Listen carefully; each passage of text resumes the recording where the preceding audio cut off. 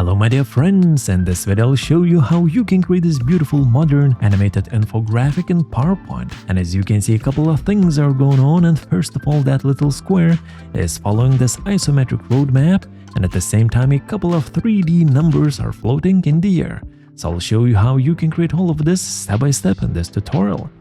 And of course, it's possible to do even more with this slide design. We can take it to the next level by adding slide zooms, okay? Clickable slide zooms. And this is what we're going to do with my students on pptskill.com. So if you haven't checked out PowerPoint Animation Mastery, go to pptskill.com, because over there you will find this extended lesson where I'll show you how we can add these clickable slide zooms to this beautiful isometric roadmap. And for now, let's jump into the tutorial. Okay, my dear friends, let's jump into the magical world of PowerPoint, and first of all, let me show you how we can create that beautiful isometric roadmap, okay? And for that, let's jump into this brand new, fresh white slide, okay? And first of all, let me turn on the guides so that we can see where's the center of the slide. And at the same time, let's turn on those grid lines, and by using those grid lines, we'll be able to create that custom roadmap. And let's use the freeform shape tool, here it is. And let me click a single time somewhere here on the left side of the slide. Okay, let's click once. Let's hold down the shift key. Let's go 2 squares to the right. Now let's go 2 squares to the bottom. Okay, let's go 2 squares to the right. And for example, let's go 5 squares upwards. Okay, so make sure you're holding down the shift key. This way you'll get those beautiful straight lines. And by following the same steps, you can create pretty much any path or roadmap that you like, okay? So let me make a few more turns, and at the end, let's make sure that we double click to finalize this custom shape. That's easy peasy, lemon squeezy. Okay, my dear friends, we have successfully created a custom roadmap. That's beautiful. And let me quickly jump into the format shape, and let's check the line width that this shape is using. So the line width is 5 points. That's nice. And for now, we can turn off the guides and the grid lines. We don't need them. Okay. And next, let's change the slide background color. So let's jump into the format background options. And for the solid color, let's use this beautiful purple. Nice. And by the way, here is the hex code if you'd like to use the same beautiful purple color. And at the same time, let's turn this roadmap to white. So let's make sure it is selected. And for the line color, let's use white. That's beautiful. And as you can see, for the join and cap types, I'm using round. That's nice. And now let's jump into the 3D rotation options, and let's choose this preset called Isometric Top Up. Let's click on it to apply this preset, and skadoosh, our roadmap became isometric. That's super duper awesome, my friends. And now we can position this roadmap anywhere that we wish on the slide. Okay, that's looking beautiful. Let me check the positioning in my original slide. That's looking good. And next, I think we can add that little subtle shadow just below our roadmap. And for that, let's jump into the format shape options. Once again, let's go to shadows. And for the shadow color, let's use black. For the transparency, 80%. Okay. For the blur, let's use 5 points. And for the angle, let's use 135. And for the distance, let's use 20. And skadoosh, this way we have created a beautiful subtle shadow. Okay, my friends, and next let me show you how we can create these beautiful colorful cubes. So for that, let's jump back to our slide, and let's insert a perfect rectangle, which will be a square. To do that, you can hold down the shift key, okay. And now let's fill this guy with a beautiful solid color, for example, yellow. Let's remove those lines. And now for the size, let me use 2 centimeters for the height and width, just to be precise, okay. And now let's jump into the format shape options so that we can add that 3D look to this guy, okay? So first of all, let's go to 3D rotation, and let's apply this isometric top up preset just like that. And now let's go to 3D formatting options so that we can add some depth to this guy. So let's use 60 points for the depth, okay? And now the square is looking like a 3D cube. That's super duper awesome. And by the way, for this first cube, I was using a different color, so let's use the same beautiful light blue color for this first cube as well.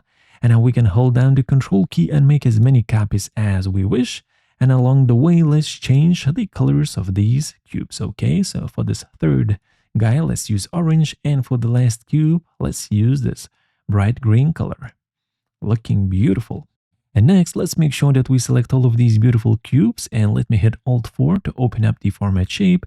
And let's add the same shadow as before to our roadmap. So let's use black for the transparency 80, for the blur 5 points, for the angle 135, and for the distance 20 points, okay?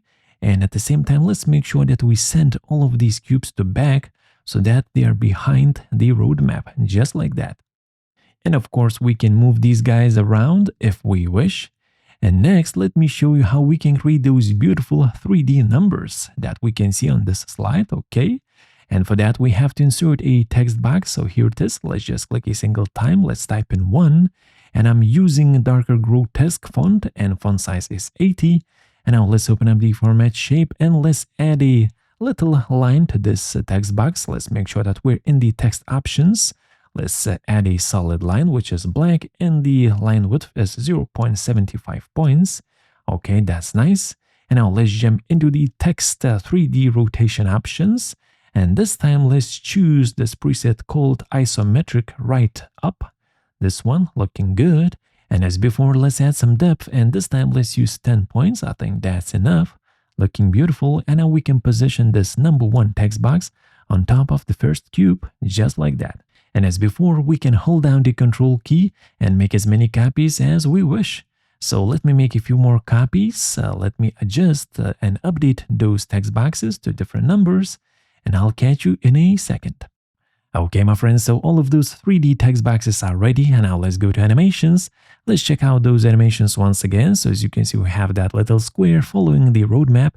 And at the same time, all of these numbers are floating in the air. So let's start with those floating numbers, okay?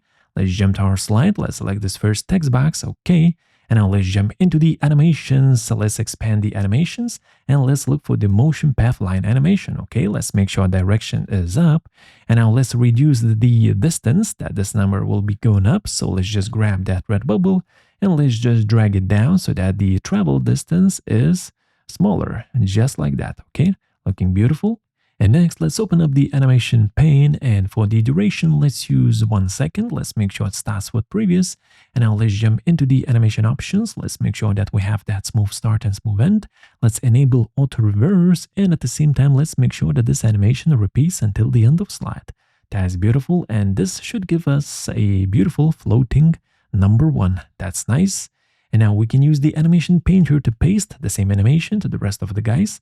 Let's just double click the animation painter and paste and click on the rest of the numbers. And once we're done, let's click on the animation painter to deactivate it. That's beautiful. And for the slide itself, let's just add a beautiful fade transition. And skadoosh, we've made some beautiful floating numbers. And now let me just select everything by hitting Ctrl A. And let's move our design slightly downwards so that we have more space at the top of the slide, so that our beautiful number 4 has more space to breathe. That's nice. And next, let's create that little square that will be following our roadmap, okay? So let's just insert a little square. Once again, let's hold down the Shift key to draw a perfect square. Let's fill it with white.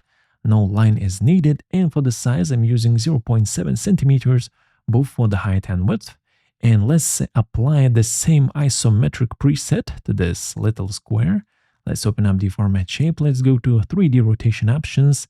And let's use that preset called Isometric Top Up.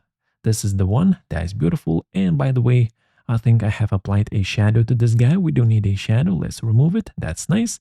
And now let's position it somewhere over here at the start of our roadmap. Let's bring this guy to front, okay, so that it is on top of the rest of the layers. And now we'll have to draw a custom motion path that will follow this roadmap. So let's make sure that we select our little guy and let's jump into the animations tab. Let's go to add animation and let's look for the custom motion path animation. Here it is, okay. And now for the first click, let's click in the center of the square. And now basically, let's just click on each corner of our roadmap, just like that.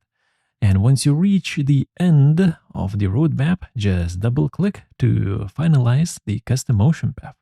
So let's make a few more clicks and let's double click at the end.